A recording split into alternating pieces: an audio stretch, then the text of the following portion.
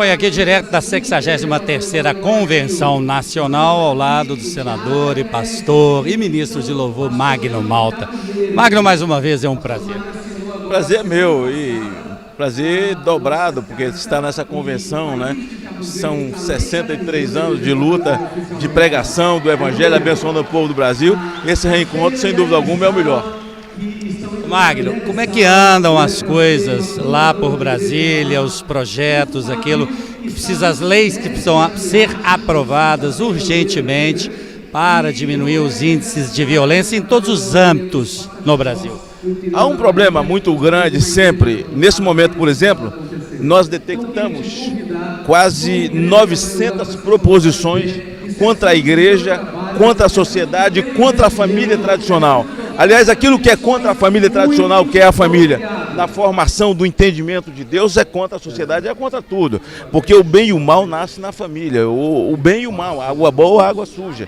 Então nós temos uma luta para preservar valores de família, preservar a sociedade brasileira, e aí é por isso que eu recomendo que nós não podemos, agora a partir de 2014, se já erramos, não errar mais, desperdiçar o nosso voto com pessoas que não acreditam em princípio de famílias como nós, né? Aliás, a Igreja Quadrangular tem dois deputados muito ativos, que é o nosso deputado Jefferson, o pastor Jefferson, e o Stefano, né, que substituiu o nosso querido Mário, com uma longa história lá dentro e de luta juntos, né? Eu estou até com outra deputada aqui, que é a deputada Lauriette, que está do meu lado aqui, a minha esposa. Então veja, mas nós vivemos um momento que só a igreja pode ajudar o Brasil.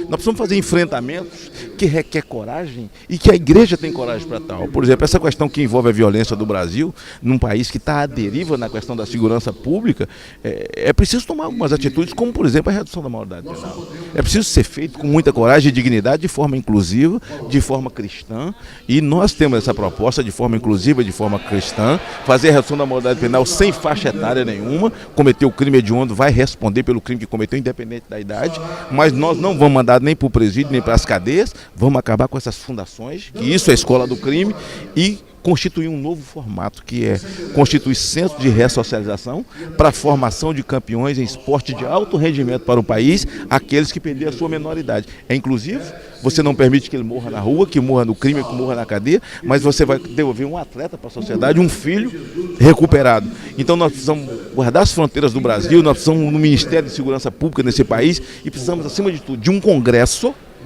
Câmara Federal e Senado, que estejam preparados e dispostos para votar em favor da família brasileira. É isso que nós estamos fazendo agora.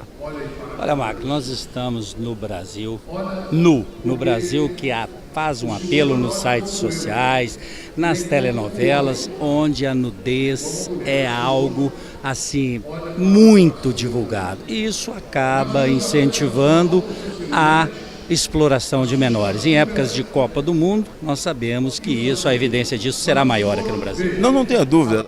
Olha, o Estatuto da Pessoa Portadora de Deficiência está na Câmara desde 2000. Eles não permitem que vote pessoas portadoras com deficiência. Está engavetado, eles sentaram em cima. E lá tem um projeto de lei do deputado Jean Willis, propondo a legalização da prostituição, que tem 1 ano e 7 meses. O presidente da Câmara já tirou uma comissão especial para dar relatório, para poder emitir parecer, porque eles querem aprovar a prostituição agora antes que a Copa comece. Então veja que está tudo invertido. Mas de onde é que sai isso? Da Câmara Federal e do Senado. De que nós precisamos? De parlamentares que, mais do que conscientes da importância de preservar a família, que sejam homens que não sejam calados, que não sejam mudos, que tenham o espírito do profeta Moisés, aliás, que tenha a ousadia da Igreja Quadrangular, porque senão não teria chegado até aqui, não é? Para poder enfrentar, porque não é só nudez não, é imoralidade mesmo.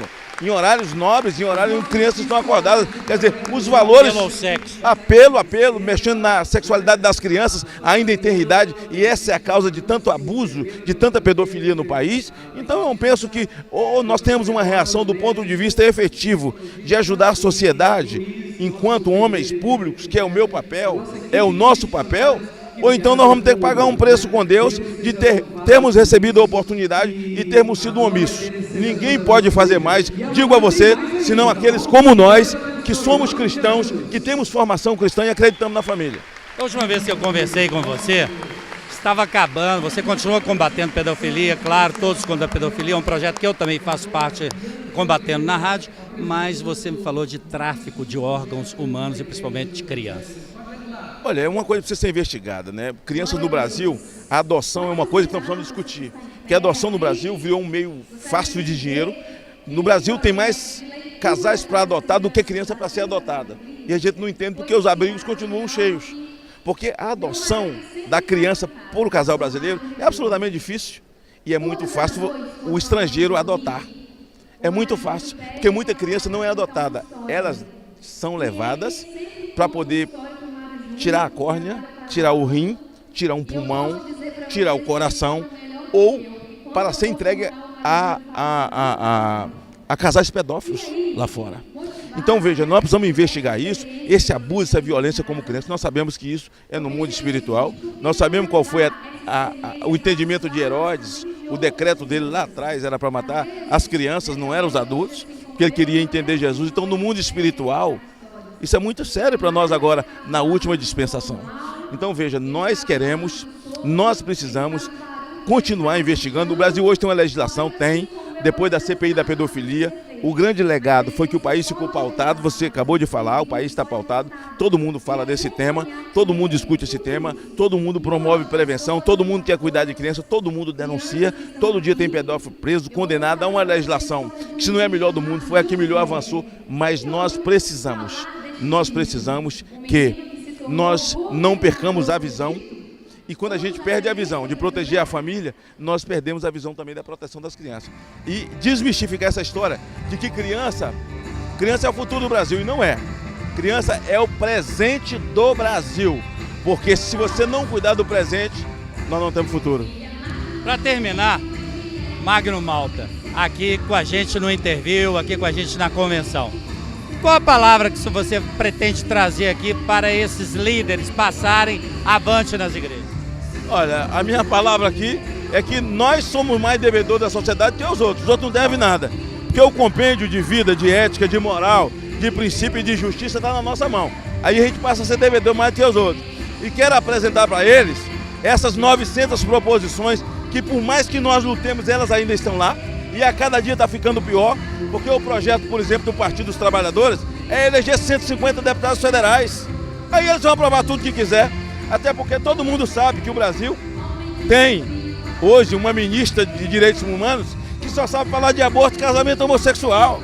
Quer dizer, ninguém tem compromisso com valores de família. Então o que eu tenho que passar é isso, que nesse processo de 2014 é preciso que nós elejamos pessoas com esse tipo de compromisso de vida e compromisso com a família, que nós não podemos desviar o nosso voto, que nós não podemos entregar o altar das igrejas para ímpio, com a boca perfumada com nicotina e alcatrão, perfumada com álcool, sabe? Como se fossem as pessoas mais importantes para nos representar. E não é. Então é o seguinte, senão amanhã nós vamos ter que ficar orando, fazendo vigília, fazendo jejum, para Deus não permitir que o PL 122 da homofobia passe na Câmara, mas a gente é que vota errado. Então veja, o PL da homofobia passou 11 anos no Senado, uma guerra de 8 anos minha com a senadora Fátima Cleide, de mais 3 anos contra a Marta Suplicy, e o ano passado, às 18 horas exatamente, no dia 17, no último dia legislativo da legislatura de 2013, é que nós conseguimos, eu dou graças a Deus porque lá estava, no plenário do Senado, mandar para o lixo definitivamente o chamado PL 22 e PL da homofobia. Então é isso que eu pretendo passar aqui. Deputada Lauriette, cantora, ministra de louvor, como deputada, conta pra gente quais os conceitos, o Magno acabou de falar muitos, o que a família brasileira mais precisa hoje? Quero cumprimentar todos vocês, dizer da alegria de estar aqui participando dessa convenção. São 63 anos da Igreja Evangélica Quadrangular, que eu tenho acompanhado há alguns anos, mas como deputada, eu digo que nós precisamos realmente de representantes, de pessoas comprometidas com a verdade, com a vida e com a família. Obrigado. Obrigado. Olha, direto da 63ª Convenção, aqui com Magno Malta, sua esposa, deputada Lauriette, ministro de louvor, claro, trazendo uma palavra tremenda que a gente vai conferir daqui a pouquinho, tá bom? Vamos lá.